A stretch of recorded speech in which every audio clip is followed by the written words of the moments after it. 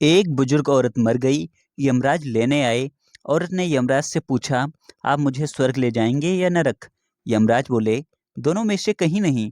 तुमने इस जन्म में बहुत ही अच्छे कर्म किए हैं, इसलिए मैं तुम्हें सीधे प्रभु के धाम ले जा रहा हूँ। बुजुर्ग औरत खुश हो गई और बोली, धन्यवाद, पर मेरी आपसे एक विनती है। मैंने यहाँ धरती पर सबसे स्वर्ग नरक के बारे में बहुत सुना है, इसलिए मैं एक बार दोनों जगहों को देखना चाहती हूँ।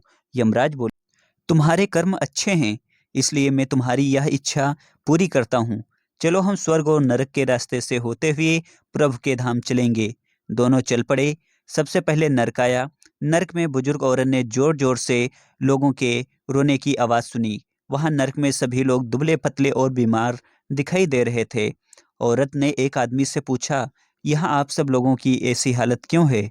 आदमी बोला, तो और कैसी हालत होगी? मरने के बाद जब से यहाँ आए हैं, हमने एक दिन भी खाना नहीं खाया।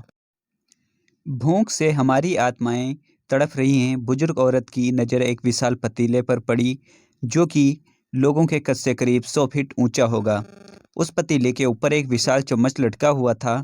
पतीले में से बहुत ही शानदार खुशबू आ रही थी। बुजुर्ग औरत ने उस आदमी से पूछा, इस पतीले में क्या है?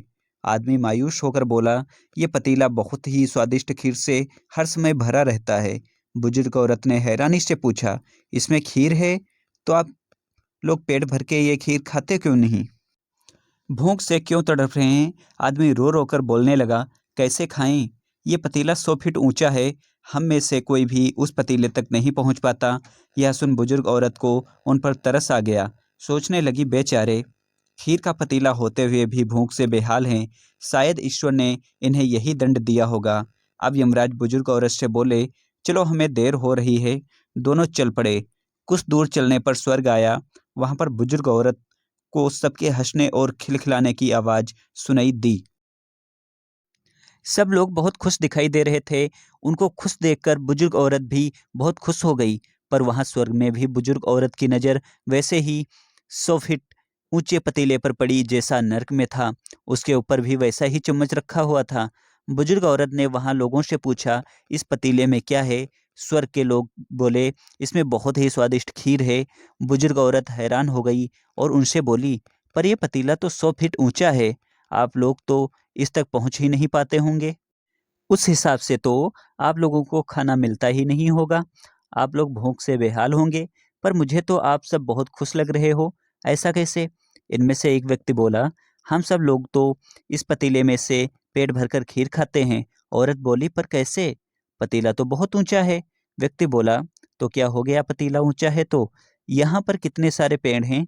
हमने इन पेड़ों की लकड़ी ली, उसको काटा और एक विशाल सीढ़ी का निर्माण किया। उस लकड़ी के सीढ़ी के सहारे हम पतीले तक पहुंचते हैं और सब मिलकर खीर का आनंद लेते हैं। बुजुर्ग औरत यमराज की तरफ देखने लगी। यमराज मुस्कुराए और बोले, ईश्वर ने स्वर्ग और नरक मनुष्य के हाथ में सौंप रखा है। चाहे तो अपने लिए नरक बना ले, चाहे तो अपने लिए स्वर्ग।